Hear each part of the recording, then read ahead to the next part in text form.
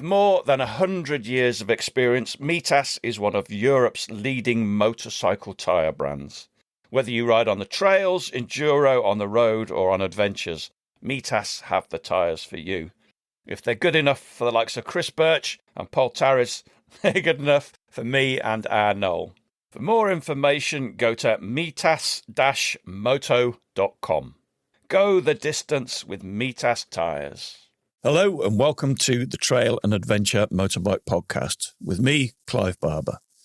For the days when you can't ride your bike, there's always the Trail and Adventure Motorbike Podcast. Hello, everybody. You'll never guess who I bumped into on a podcast recently. Yes, he's back. The one and only Mr. Noel Thom for 1 week only. I've managed to persuade him to come and have a chat about our recent week in Morocco to see if we could entice a few more people to come and have the same incredible experience that we had last year. It's absolutely cracking. We're generally just shooting the breeze, having a bit of a catch up and talking about our experiences in lovely Morocco. So we're doing it next year. It's the 21st to the 28th of March. And if you fancy it, get yourself onto the wildernesswheels.com website and have a chat with Sam. I don't think he's updated the website yet. Alternatively, just get in touch with me via our social media and I can send you more information. But yeah, it's good. You should come.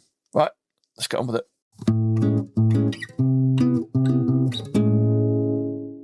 So have you been listening to any of the podcasts what I have been making in your absence? I listened to the one with Nick and Simon because I was curious to see. No, as well, I was curious to listen to it. Yeah, that's the only one I've heard. Don't take it personally. I haven't been listening to any podcasts. I don't know why. I think I've just been listening to a lot of radio and just got into the habit of it. I go in phases. Sometimes I listen to loads and then sometimes I don't. Because I tend to listen to a lot, and if there's nothing that grabs my attention, I might not listen. I listened to a couple of Simons when I was riding back from France. They were good. Listened to the Guy Markham one. That was entertaining. His Guy Markham one or my Guy Markham one? Oh, have you done a Guy Markham one? Yeah. Because Guy said you'd been in touch. I was in quite a tired state. I listened to it. I pulled into a service station and I messaged him. You know, when you first send a message on Instagram, once you've sent it, you can't do anything about it. So if you've made a mistake on it, and I called him Mark. Dear Mark, I felt like such a dickhead. I sent him what I thought was a lovely message, probably was a lovely message, to say that I considered him to be the new Austin Vince, but I called him Mark. You fucked it. You absolutely fucked it. He said it happens to him all the time. Nice guy. I hope he does well. Well, he is doing well. He's the new Austin Vince, isn't he? It's funny that he doesn't realise that he's kind of just a young Austin. But, oh, God, I've missed this. It's not the same without you. You're still doing this podcast. Still doing it. You should listen. Are you still doing that annoying bit at the beginning? Have you already done that bit where you call Mitas Mitas? No, that's pre-recorded. That's just on everything now. I don't need to put it in on everyone. The jury's still out. Could be Mitas, could be Mitas. We don't know. I think the jury's delivered a verdict. Mitas? Yes. Okay. You're just under orders, aren't you, from your sponsor to call it Mitas, because that's what they call it in Uzbekistan where they make them. It's not Uzbekistan, it is The Czech Republic, obviously. Thanks, future Clive. And I also asked Clifton Shipway, who was on the podcast last week, how you pronounce Himalaya or Himalayans or Himalayan. And he also said either is fine. Imagine going through life with a name like Clifton. Your whole life's mapped out. Well, it's not just Clifton, is it? It's Clifton Shipway. It's like a pub at the end of the road into Bristol, isn't it? The Clifton Shipway. And all who sail in her. So, yeah, I have only listened to that one podcast since my retirement. But I was just curious to see whether because I suspected that you'd changed the narrative as to who'd thought of the film festival. And I was absolutely right. You had changed it. I mentioned you thought it was you, mistakenly. That's probably as good as it's going to be. That is as good as close to the truth as we'll ever get. Well, I think Simon's response was good, that your idea was we just get 6 of our mates round your house and you make sandwiches and cups of tea. I'm going to do it. I'm busy that night. Okay. So are you missing the podcast then? You implied the other day that you'd actually kind of missed it. Yeah, I miss listening to it. Well, that's easily solved. You can just fucking listen to it, can't you? I suppose so. Yeah, I'm saving it. Yeah. As I said, I've just got out of the habit of it. So you're going to miss all the great things we're doing as well. You're going to miss the world tour that we're going to be doing. That's going to be fully financed by a major motorcycle manufacturer. I'm not allowed to mention it at this stage. So I remember now when I told Ashley I was stopping doing it, she said, "What? I bet you shouldn't do that. I bet Brad Pitt's about to get involved." You're going to miss Brad Pitt when he comes on, yeah, and him off of that band. He's joining as well, the one that rides motorbikes.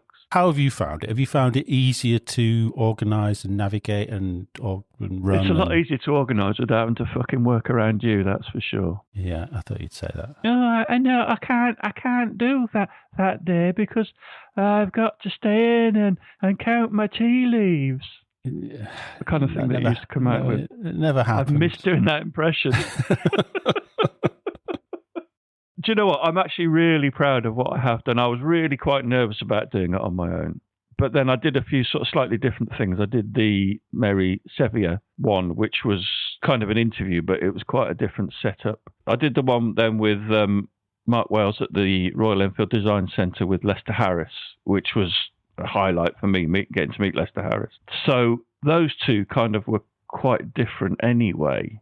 I've kind of relaxed into it since then, really, and I've got other people involved. I've got Grant White. He came and did the Joey Evans one, and that was brilliant. I mean, Joey Evans is just amazing anyway, but getting Grant White involved, who obviously has a very different story, but has a story as well, I think that went really well. Are you feeling more and more that you don't really need to do it with somebody else? I prefer doing it with somebody else. So I've had a few people to come and help me, as Mark, and I've asked Grant to help me do another one at some point in the future as well. But then we've got the new host joining in September. Oh, you have? Tell people, he's going to be good, isn't he? Yes, if it's who I think it is. You know who it is. Oh, great. Still very, very keen. He's coming up with ideas and he's keen, which you obviously never were. So it won't be like pulling teeth every week. Just realised I haven't seen you since I got out of your car after you dropped me off from the airport coming back from Morocco. Segue. Yeah, good segue. No, we haven't seen since then. I don't even think I've spoken to you since then, apart from communicating most days on WhatsApp. When was that? That was back in the end of March, wasn't it? Bloody hell. And you've not been out on a bike much since? I haven't actually. I don't think I've been out on a bike at all. Did get my CRF MOT'd, so that's back on the road, so that's ready to go. And I now have the required parts to fix my big KTM. Turns out the gear position sensor has gone. So it's blank. It doesn't tell you what gear it's in or whether it's in neutral. You can pull the clutch in, but the engine still won't start, because it also then turns out the little actuator that the clutch lever pushes in to show that the clutch is in, that little plastic nubbin thing obviously dropped out at some point as well. So that means it doesn't know what gear it's in, so it doesn't know the clutch is in, so it won't start. So I've had to spend 45 quid on the whole switch just to get this little plastic bit. Bargain. Which is annoying.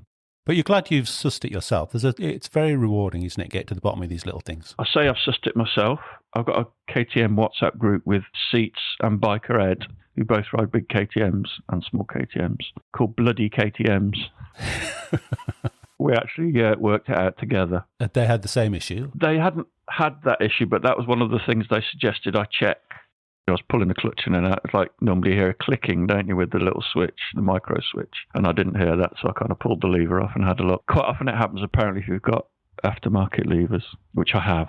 So I'll ditch those. I mean, I know you're not a fan of those. I will customize the OEM ones. Oh, no. Leave it alone. Why don't you like the ones that the KTM God intended? I like the ones where you can pull them with two fingers, but still have two fingers on the bar. With a full-size lever, you have to virtually get your whole hand around it. Otherwise, if you've still got fingers on the bar, it'll trap your fingers. Oh, you'd think KTM would have thought of that. Well, I think they have. They've probably got expensive aftermarket ones that you can buy for £1 million.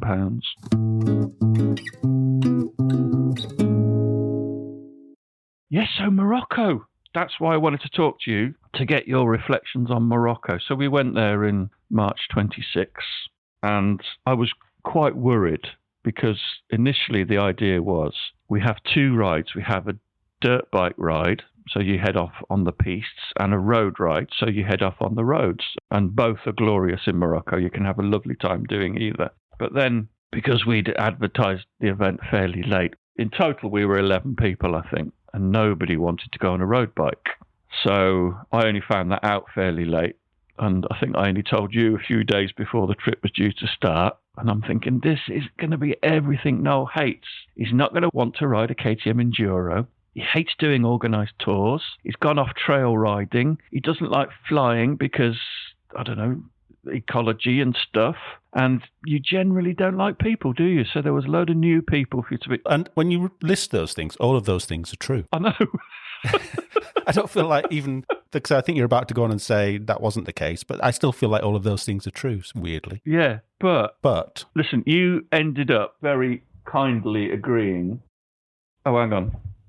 I'm recording a podcast with my friend Noel at the moment. Your friend Noel? Is that Mrs. Cabell? Oh, yeah. I recognise her from the van in a car park. As in Noel? Noel, yeah, you saw him today. So I saw him yesterday. Okay, yesterday, today. Anyway, so can I call you back?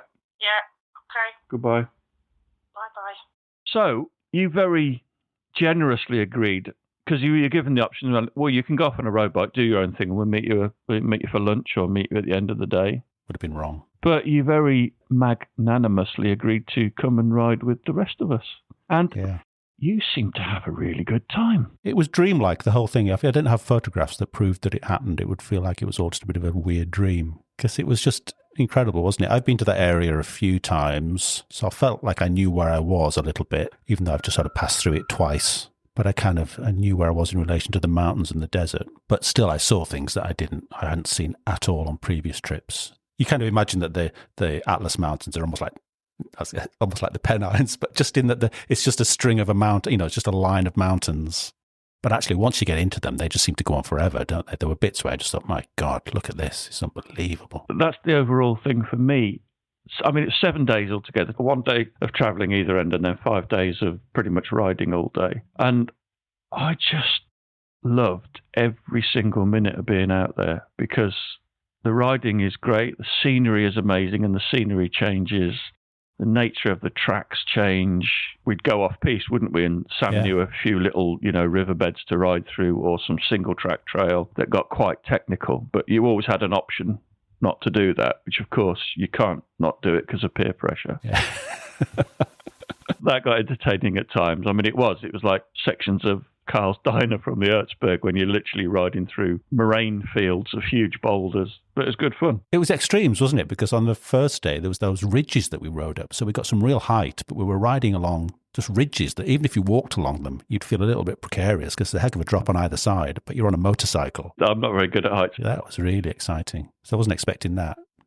And then the gorge, and into a gorge where you just feel like we're the first people to ever ride down this tiny gorge. And it was so narrow, wasn't it? It was real trial bike territory in a way. Yeah, it's beautiful. Everybody was fine. We had 2 guys that were all very experienced motorcyclists, but 2 of them hadn't done much off-road. But blimmin' hell, they coped incredibly well. See, I was wondering what to say about this because you would kind of think that for the next one, you would want to say to people, please only sign up for this if you're a fairly competent trail rider and your days of falling off have diminished. But there was the guy who'd only ridden on scooters who told us on the transit from the airport, I've got a scooter. That's the limit of my experience. And we just kind of looked at each other and thought, oh my God, he was one of the best. He was always in front of you, not struggling. It was just amazing. He did incredibly well. So it's a funny one, isn't it? You can't really say only competent trail riders in a way because you just don't know what people can cope with. I think I probably would. There's too many variables for people that don't have much off-road experience. I mean, even poor Steve that fell off on day 1 and dislocated his shoulder, he's got loads of experience, but it's just a bit different out there, isn't it, really? And I think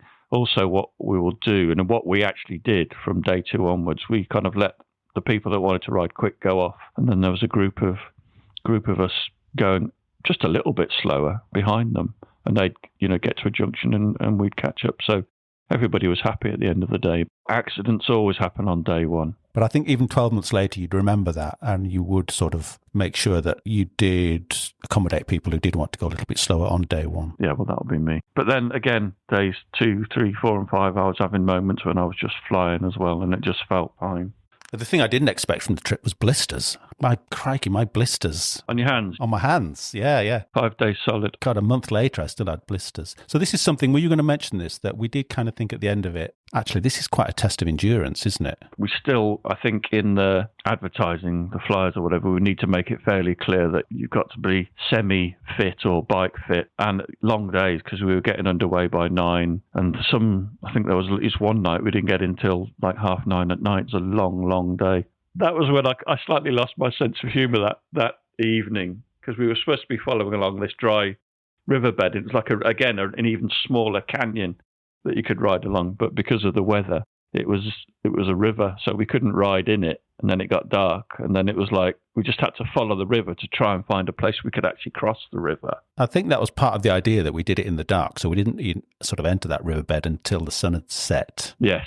I've often complained about long days and just wanting to be finished at 4 o'clock and be in the shower rather by 5:30. But I really loved the challenge of that. I could have gone on till 12. I just loved the actual challenge of it. Well, it's always the days that you remember as being just glorious. And that's the thing. Every day was different. Every day presented some kind of challenge as well, didn't it? And it was ace. The big surprise of it as well, I have to say, was Sam. In what way? That he just makes the whole thing, doesn't he? He was just unbelievable. He was such great company for everybody. You know, he was such a great person to be around. He is. He's very chilled. Yeah, his attitude to running it. He always knew what was going on. He was just superb at it. Certainly one of the riding highlights for me was getting to Mazuga. Now, I can't remember, but I think we actually spent the day at Mazuga on my birthday. Of course we did. That's the day we got up at sunrise. That wasn't planned. It just kind of happened by accident. So that day at Mazuga has been, I don't know, 8 years in the making for me, or whenever I last went there. I think it was 15 years ago, something stupid like that. And I got there with a broken shoulder, so I couldn't really ride in those dunes. So this was a massive day for me, and I actually got quite emotional because it is amazing riding in the sand. And again, you hate riding in the sand, and it turns out you need to enter the Dakar. Yeah, I really took to it. It's funny, isn't it? I don't know why. It wasn't what I expected at all. I think the trial riding helped a lot because I was constantly thinking about where my weight was and keeping my weight running vertically down through the tyres, and sort of helps being on someone else's bike as well, doesn't it? Because you really have to pin it a lot of the time. Oh, God, yeah. Even on a KTM 500, you're kind of going up the steeper stuff. It's just fucking keep the throttle pinned. But the bikes were great. God, it was just dreamy, wasn't it? Especially, and getting up at sunrise and being there in that golden light period was just phenomenal. We've got those photographs of it. They kind of look so doctored, but you think, oh no, that's exactly what it looked like. Yeah. It was just unbelievable. Well, when you see those videos of people drifting and moving through the sand dunes, and you've got romantic music playing in the background, and you think, it can't possibly be like that. But it is. Like you say, as long as you're getting, you basically have to keep the bike completely level, don't you? You can't put any steering inputs in with your hands. It's all move the bike with your feet and use the throttle to turn. And keep a decent pace going as well. Sometimes I was just going too slowly and I'd drop it. And then when you do drop it and you're on a slope, it's almost impossible to pick the fucking thing up. Because rather than lift the bike, your feet just go backwards in the sand. Well, this was the big learning thing, wasn't it? Was the apex, getting your front wheel over the apex of the dune is crucial, isn't it? Judging that is really quite more difficult than it looks, yeah. And you ride up these huge mountains of sand and you get to the top. But if you don't get your front wheel over the top in those last few seconds, you're screwed. You've got to go all the way back down again. And then also on the really big ones, if you go too far, you're on some terrifying drop as well. And Sam did say, do you want to keep that tour? But I think that for somebody that wants to experience Morocco, experience Old Dakar Piste and experience the dunes, I think that the tour that we did, and we are going to repeat it next year, was just excellent. Would you go to the sand again next time? Oh, yeah. And I think if people want to experience that as well, which I hope they will, then it's a great itinerary. But listen, let's talk about the bikes, because you were on a 450 KTM for most of the time. I think I made Sam laugh quite a lot because after about 2 days, or on day 3, I asked him what bike I was on because I didn't really have any clue as to exactly what it was. Because they've all got his livery on, haven't they? They've all been kind of debranded. I knew it was a KTM. I just didn't know which particular KTM, whether it was a something 90 or a something 50. It's so great, isn't it? Having all that power, it's manageable power, isn't it? But it makes it a dream to ride. If you want to sort of do a Scandi flick, you can because the power's there to do it. You're getting one. Of course not. No. I got the opposite of that soon after I got back. Got a little 200cc Suzuki. We'll be back after a quick break. Today's exciting episode is brought to you by Adventure Specs Super Shirt 2.0. 2.0? Yep, it's a new version. It's got the flow armour, which is a lot more breathable, and yet it's still CE AA rated. So it gives you both impact protection and abrasion resistance. It's an absolute game changer. It is actually, because you completely forget you've got it on. The armour's really soft. I even find myself checking to see if I've actually remembered to put it on sometimes. It still feels wrong, doesn't it? Yeah, it does. But it's the first thing I put on for all motorcycling activities, basically. I even wore it and you mocked me when we were doing some trials practice. Thank God you were wearing it that day, because I don't think you'd be with us today if you hadn't been wearing it when you got on the trials bike. It wasn't that bad. It's even been crash tested on an actual human, which I don't think any other garment has ever been tested that way. They threw a man down a runway wearing one, didn't they? It's actually quite scary to watch, but he came away unscathed, which is pretty good news. What do you wear over the top of yours? Well, you know I'm a bit of a hipster, so it's usually a check shirt and a very long beard. Just something to hide the coffee stains? Yes, the very rare blend espressos that I normally drink. Nice. So there are sizes for all from small to, I think, triple XL. It's quite stretchy as well, so it'll fit women, and it fits fatties like me too. To get your super shirt, head to adventurespec.com.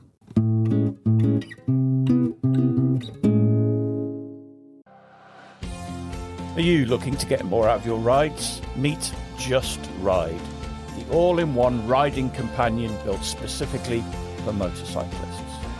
Whether you're chasing the perfect route or heading out with friends, Just Ride helps you discover incredible roads, stay connected with group navigation, and ride with extra peace of mind thanks to crash detection and emergency SOS. From planning your next big adventure to navigating every twist and turn on the day, Just Ride brings everything you need into one place. Pre-register now at justride-app.com and you'll get a free 7-day trial of Just Ride Pro when the app launches this June at the ABR Festival. Just Ride, where every ride connects us. Discover incredible routes, ride safer, and stay connected.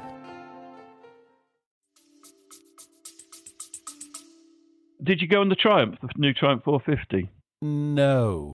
That was even better than a KTM, I reckon. This was my beef on the whole thing. Everyone kept getting handed these bikes to try, except me. You only needed to ask. Did I? You went on the Cove 800. Yeah, I did go on the Cove. Yes. That was lovely. Wasn't that lovely? That was an absolute revelation for me. I really want one now. Very, very easy. Sounded gorgeous. So easy to ride as well. Easy to ride fast. Just seemed really well balanced with a lovely throttle. Loved it. Yes, get one. Yeah, I'm going to get one. And Sam has ordered 10 new Triumph 450s as well. So they should be there next year. I think his KTMs are a few years old now, but the new Triumph he had just felt so much more together and solid and not rattly. And it had a quick shifter, and I've never ridden a bike with a quick shifter on before either. And it took me a while to get used to it, but you don't even have to let off the throttle. You just push the gears through and it does it all for you. Bikes were great, but you still managed to destroy quite a few of them. Yeah, that's not fair though, is it? Why is that? The first one is the gear lever fell off. Which you broke off, yeah. That's not my fault.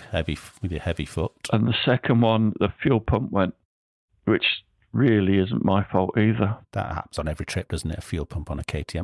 Side stand and fuel pump. And we had both of those happen on KTMs. There you go. But then it didn't matter because he had spare bikes, so it was all right. Yeah, problems were quickly solved, weren't they? That was also impressive. We had the support truck and we had, 2 support trucks. Any problems, the guys were whisked away and went and solved it. I was going to say, when you were talking about being fit enough, it's kind of worked against us a little bit in that it was the first time we'd been on bikes after a UK winter, wasn't it? It was kind of, we came out of hibernation and got on a bike in Morocco. Well, my hibernation's been for about the last 8 years, to be honest. I can get fit, I can lose weight, you'll always be... The trip's well timed, I think, isn't it? Because it's very exciting having been dormant. Well, next year's trip will be even better timed. Why? Because it won't be Ramadan for next year. Oh. So there'll be more than Berber omelettes on offer. Obviously, Ramadan is a fasting thing. Muslims don't eat in Ramadan between in the hours of daylight, effectively. So we really struggled to find any food during the day. So next year we've planned it not to be during Ramadan, so we can have more damn fine Moroccan food. Food was still great. Food in Morocco's just great anyway. Kind of get a little bit samey with tagine after tagine, but we didn't have that this year, did we? Not endlessly, no. So the other one of the highlights for me was actually me and you were the only ones on Senna's, and we just got to talk shit for 5 days solid, which I really enjoyed, including classics like, "Oi, no, wave at the kids, you prick." I was waving at kids. What was the confusion there? I think it was some kids that you didn't wave at, and I got cross with you for not doing it. I was probably gave them a nod. Yeah, I don't think you did. Hotels and food, they never cease to amaze. That's another benefit of going on a tour, is that they generally know the nice hotels to go to, don't they, and the nice restaurants to eat. They were all lovely hotels. I mean, we weren't without the classic flick on the light switch and nothing happens, and we weren't without the turn on the shower and nothing comes out. It's always a miracle there's water coming out of any taps anyway in some places. Even that last night in Marrakesh, we were walking down these alleyways and it was just like, where the fuck are we being taken? Oh, these horrible kind of fairly scabby alleyways, wasn't it? Dark and dusty. And then we opened this old wooden door to the hotel we stayed at. It was just absolutely lovely. It was like an oasis with a roof terrace. Yeah, it's gorgeous. What were the highlights for you? Probably the trickiest bits. You know, I really liked the gorge. On the last day, we were taken down that horrendous, it was sort of a riverbed plain. At the time, I wonder if I'm looking back with rose tinted a little bit, but I really liked the tricky bits. You don't like trail riding. That's the sort of stuff you normally hate. That's the reason you've stopped doing trail riding. And I found so full of contradictions. It's mad, isn't it? I don't know. No, I liked the tricky bits. When it's just endless. No, I like all of it. I was going to say I didn't like just the easy trails. I like easy trails. I liked all of it. I liked all of it because it was a hell of a lot to look at, wasn't it? It was just an absolute eyeful. The frustration, let me turn it on to what I didn't like. Well, it's the usual group thing of not being able to stop and take a picture too easily. That's my problem. I have to let go of that. Sam was very good because quite often I'd be at the back. I think he realised my frustration. So even though he was tail end Charlie, he'd realised that he wants to take a picture. So he'd ride past me. I didn't have him waiting behind me for me to take the picture. He sort of let me stay at the back and catch up. But that was the only frustration. Yeah, there were lots of times when we stopped at junctions, everybody to catch up, wasn't there? So there is opportunity to take a breather. And that was the nice thing, that they would stop sort of once in the morning and once in the afternoon, and all these nice cold drinks would magically appear out of the truck and lots of snacks. The highlights were the tricky bits, really. They're the bits I remember. The gorge bit and the unexpected bits, which were often the tricky bits. Just all of it. It was just, well, it certainly wasn't a dull bit. Even when we had to sort of ride a little bit of road at the end of a day, you're still riding along thinking, I'm in Morocco on a great big motorbike. It's just an eyeful, isn't it, the whole thing? As you said, you've done Morocco a few times on your own, and you've been with Ashley as well. Obviously, we've now got the Trans-Morocco Trail, which gives you a level of certainty about where you're going. But there are times when, certainly when you're following somebody else's, you're in the middle of fucking nowhere, and you just think, if I got lost here on my own, I'm not sure I'd know which way to go. That said, you're never that far from a road. Sometimes when you think you're in the middle of nowhere, like you say, you're probably just a quarter of a mile from a track or a road it's not that wild, is it really? You didn't feel that going on a guided trip spoilt the experience in some ways? If you did the Trans-Moroccan, you're still guided in a way, aren't you? Just guided by your own sat-nav. No, it wasn't as bad as I imagined, mainly because Sam was just so mean. He just was like your new best friend. Well, he is my new best friend. He doesn't know that, but... Oh, that's nice. A bit like Lel Pavey. But... He does now. He was just so easy, wasn't he? He never sort of talked to you like you were didn't really talk to you like you were a stupid client. Yeah, that's probably the biggest compliment you can give it, is that it didn't feel like a guided tour. Yeah, just a bunch of mates. So are you coming back next year if I'm invited? Well, this is the thing, because the new guy will start in September. Obviously, he'll first dibs, doesn't he? Yeah, absolutely. I'm very easy about that, yeah. I would happily come, but equally. All right, I'm joking. You're on the list. Your name's down. You come in. What? Yeah, you're coming. You're coming. Am I like assistant? What do they call assistant directors? Third AD. Yeah. You get AD, second AD, third AD. And the puppies. That was the highlight, the puppies. And I mean actual puppies. They're going to be huge dogs by next year, and Sam's going to be overrun with them. The first night when you get to Ouarzazate, there's a hotel. Sam's got a guest house as well. So he's got a great big sort of garage and courtyard area where all the bikes live. But he's also got some rooms, and we went and stayed at Sam's place. He had 6 puppies. Yeah, at least, yeah.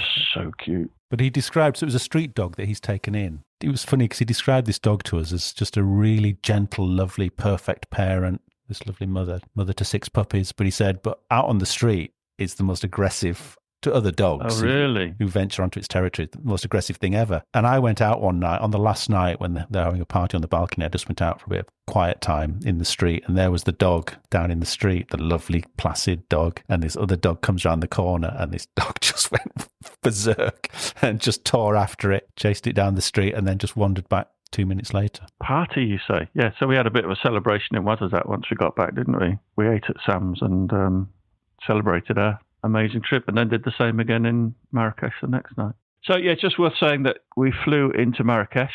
You get picked up at the airport, transferred over the Atlas Mountains to Ouarzazate, and then the same thing happens in reverse.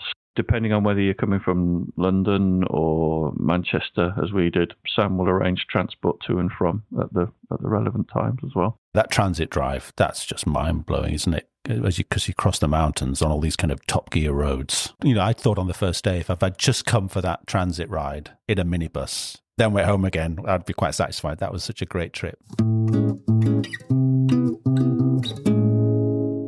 Well, I think we're about done, aren't we?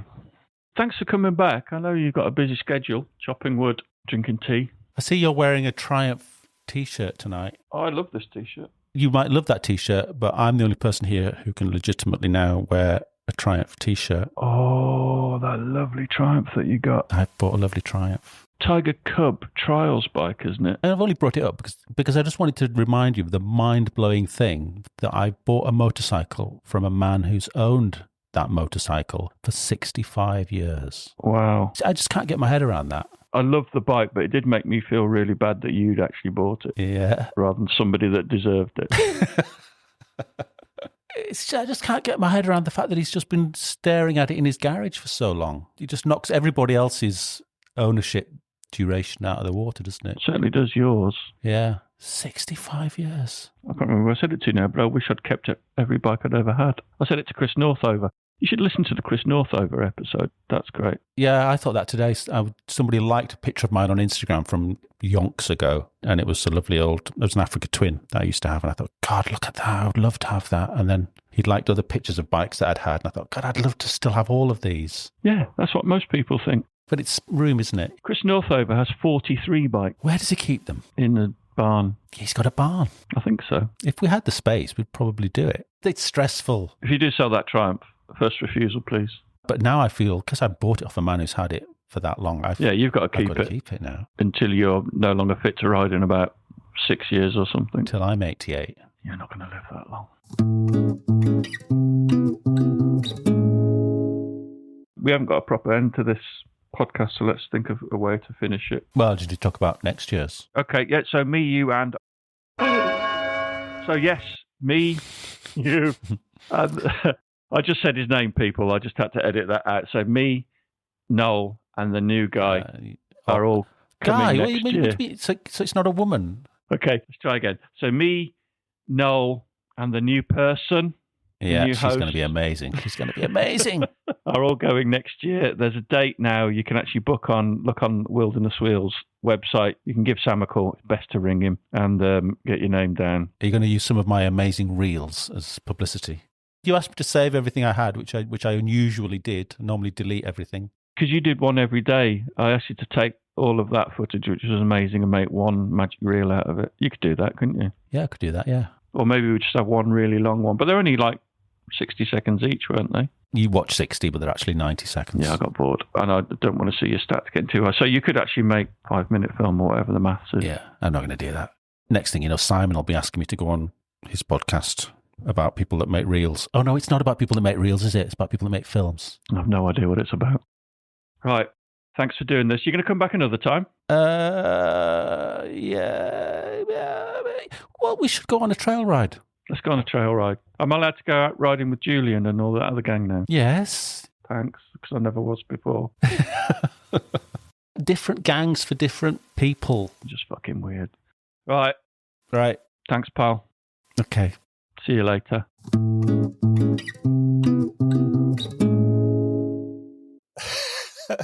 Oh, he makes me chuckle. Right, that's it. Get yourself signed up to Morocco. We'll see you there. It's going to be ace.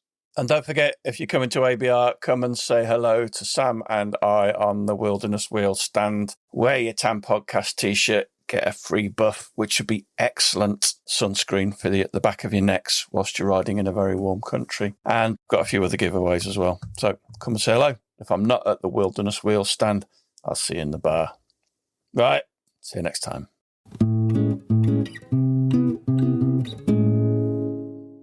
Just a final word from one of our newest and dearest sponsors. If you've ever dreamt of riding across the vast desert plains, carving through remote mountain passes, or cresting cathedral dunes, Wilderness Wheels in Morocco makes it real. Based in Ouarzazate, they run fully guided off-road motorcycle adventures across the Sahara and Atlas Mountains. Complete with incredible food, welcoming accommodation and decades of regional knowledge that make every day feel an unforgettable joy. And here's the big one. In March 2027, you can come ride Morocco with Clive, Noel, and possibly the new TAMP podcast co-host. A proper week of sand, stories, and spectacular riding with the TAMP podcast crew. Book your spot at wildernesswheels.com and come find the Morocco you've always been dreaming about.